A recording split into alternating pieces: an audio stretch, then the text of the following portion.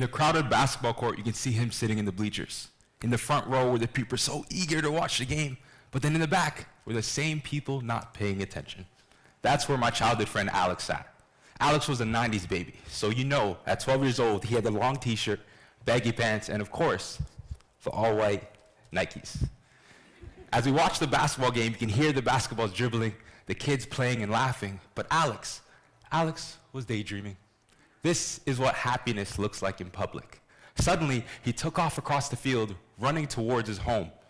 And I didn't know where he was quite going, but as I looked through the fence, he got smaller and smaller in the distance. And I said to myself, I think he has something in his hands. Curious to see, I got up and I ran to catch up with Alex. I get to his backyard and it's utter chaos. Bike parts and lawnmower parts everywhere. Unbothered, Alex continued to toy around with the equipment. Then like magic, he merged a lawnmower and a broken bike and created a motorcycle. A bicycle powered by a lawnmower engine. Turning his invention into a business, he upgraded everyone's bike in the community to make them gas-powered, because the grocery store was a 60-minute walk away, and that's if you walked fast. Or it was a 90 minutes walk away if you walked cool. So this was his way of providing a solution with faster transportation. At 10 years old, my eyes were shocked, because Alex saw the street corner a bit differently. He saw the street corner as a place for business, innovation, and creativity.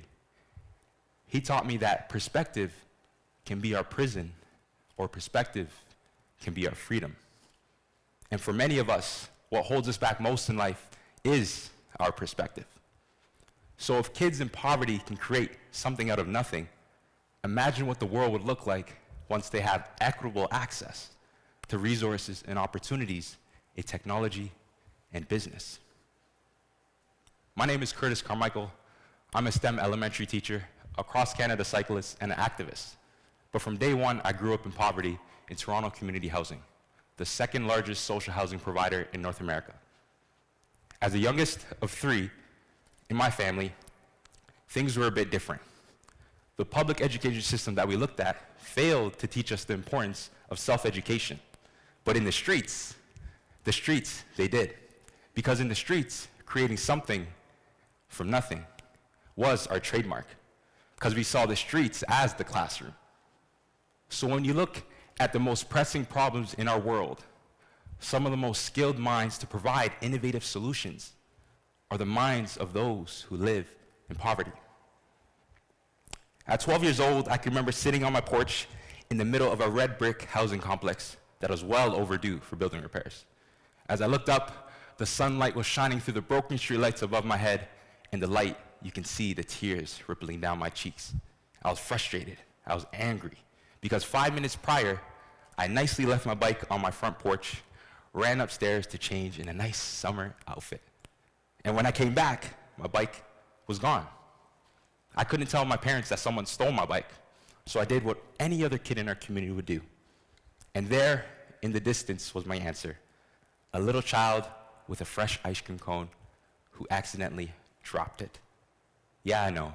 Aw, devastating. But what the ice cream truck driver did was genius. He replaced the ice cream cone.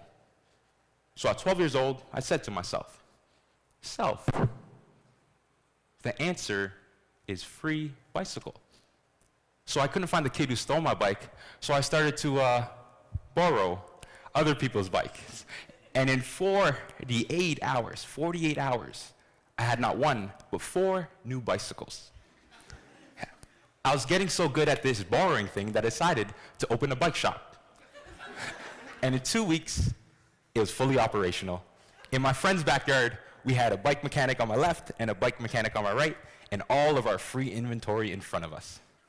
I was one of the owners who provided payroll for my employees, unpaid internships for, the young child mechanics. But I was only 12. But what I did was not new. In a popular research experiment by Dr. Jeffrey B. Sachs, he found that Brazilian school children with little or no schooling who were selling candies in the street, they developed complex math understandings comparable to their counterparts who were in school, meaning they used their street mathematics to understand school mathematics. Clearly, there's transferable skills in poverty, but our public education system still fails to teach what self-education and the streets provide. They don't teach financial literacy. So how can this education system prepare us for the future if they don't teach us about finances? How to budget, how to invest, build assets, grow generational wealth? Nothing.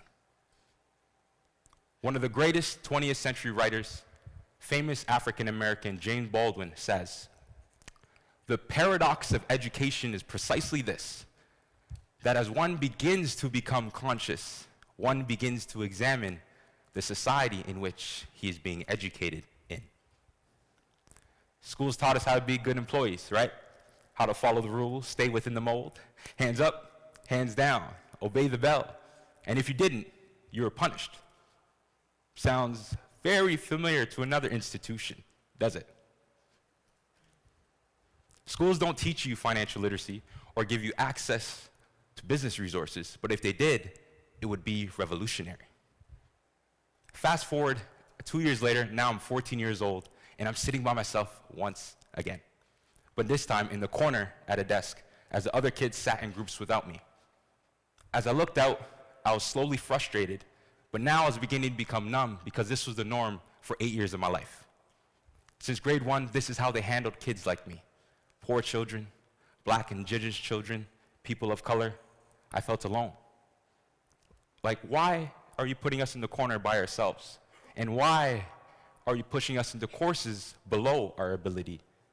And why did you say science and math is not for people who look like me? This was the norm to my young eyes. Broken lives, lifeless bodies, ongoing systemic oppression, colonialism, marginalization, trauma. I didn't quite understand until I got older. So if countless research shows poverty as a root cause to gun violence and poor outcomes in education, then why does the government continue to cut funding for initiatives that address poverty? Why give the same funding to fund more police instead? Blinded by their biases, the teachers did not know me by name. In inner cities, they knew our external, but they didn't know our internal. And James Cormer was right to say that no significant learning can happen without a significant relationship. This was something that boggled my mind. And when times got hard, I thought of my friend Alex, because Alex's life gave me hope. He looked out in the world and he saw people in poverty, hustlers, inventors, entrepreneurs, and he identified the skills that they possessed and what they were doing. And he called it street corner innovation. Street corner innovation is using transferable skills in poverty to create a new idea, a creative thought, or a new solution for a community problem. Here you use your lived experience in poverty grounded in self-education. This was how Alex created a motorcycle at 12 years old, and this is how I had my bike shop at 12 years old. So I started to use transferable skills in poverty in high school. So I set goals for myself with the help of family members and mentors, and they told me to speak it into existence. So I worked to my goals little by little, one brick at a time, and I said to myself, the world is wrong. I am more than enough. I was able to graduate from high school as a valedictorian, and then I went on to university. At university, I went on an academic scholarship and studied long enough to become a STEM elementary teacher. I learned that if you speak things into existence long enough, you actually mentally position yourself to see every opportunity you would otherwise miss. And the truth about many of us is that we quit before we even begin. The perspectives we hold not only limit our ability to see how great we can become, but our perspective limits our ability to see the humanity in people who don't look like us or people who don't come from the same communities. This is what blew my mind. As I started to look out, things started to change for me. I realized that perspective was our prison, or we can make the choice to make perspective our freedom. In life, danger is real, but fear is a choice. And in 2017, I decided to say yes, to be courageous, and say no to fear. And in 9 months, I created a movement across Canada called Ride for Promise. I cycled from Vancouver to Africville, Nova Scotia, raising awareness about human rights issues on this land.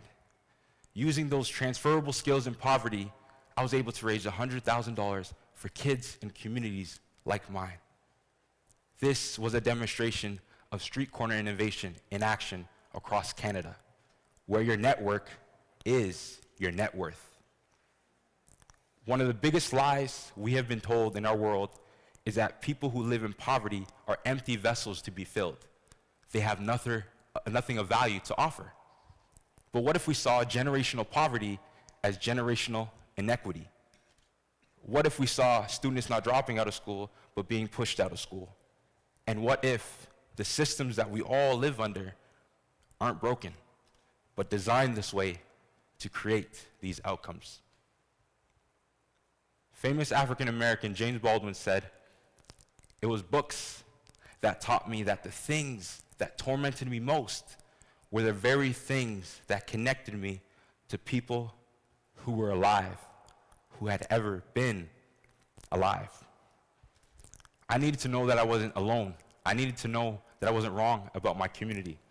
So I read the world as one would read a book, and then I found people that looked like me or came from the same communities. William Kamkwamba, at 14 years old in Malawi, built an electricity-producing windmill out of scraps to power his family's home. He was inspired by a library book and became as the boy who harnessed the wind. Nipsey Hussle, King Hustle. He was a successful real estate investor, entrepreneur, rapper, and community leader from South Los Angeles, California. He's inspired the world with his life dedicated to rebuilding his community with a focus on business and technology.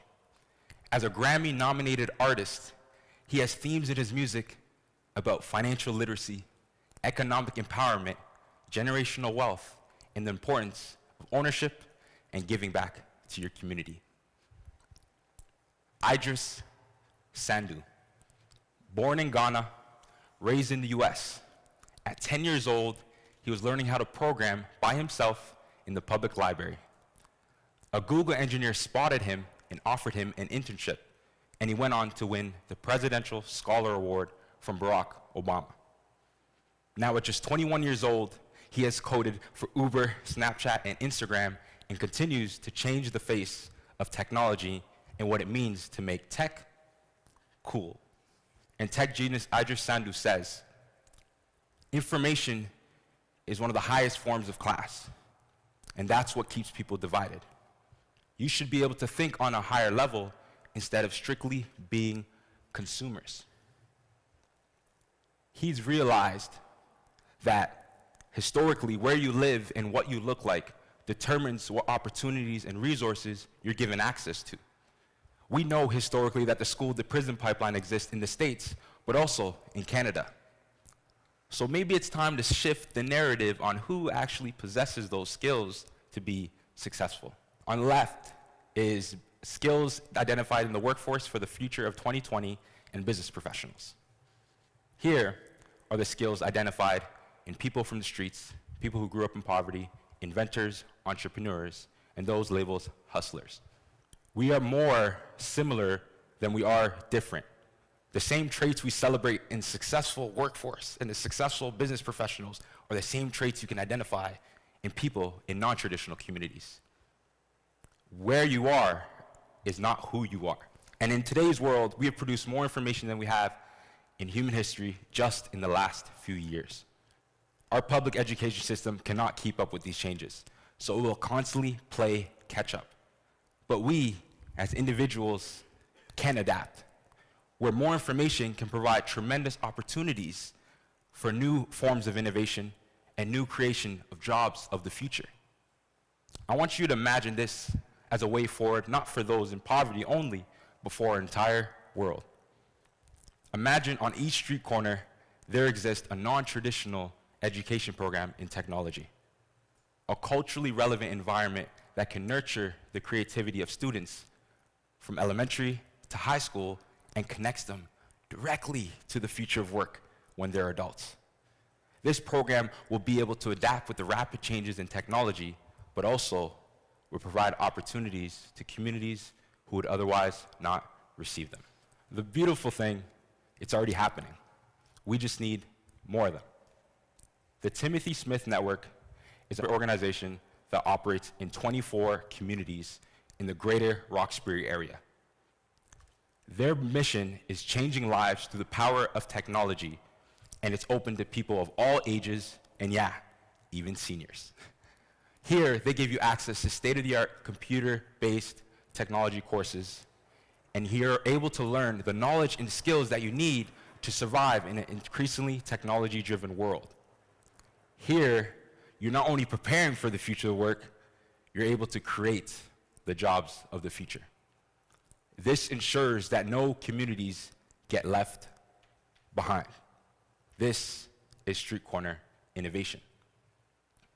So when you look at the most pressing problems that our communities face, if people in poverty can create something out of nothing and create innovative solutions with limited resources, the second they get access to those same opportunities and resources that are changing the world today, the possibilities are endless for the types of innovation and jobs of the future that will be created.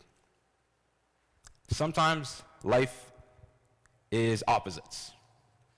What if my childhood friend Alex and I weren't criminals, but we're actually young entrepreneurs and inventors?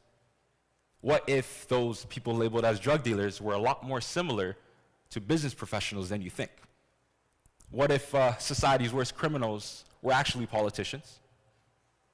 And what if the systems that we all live under, the institutions we all live under, what if they're not broken, but designed this way?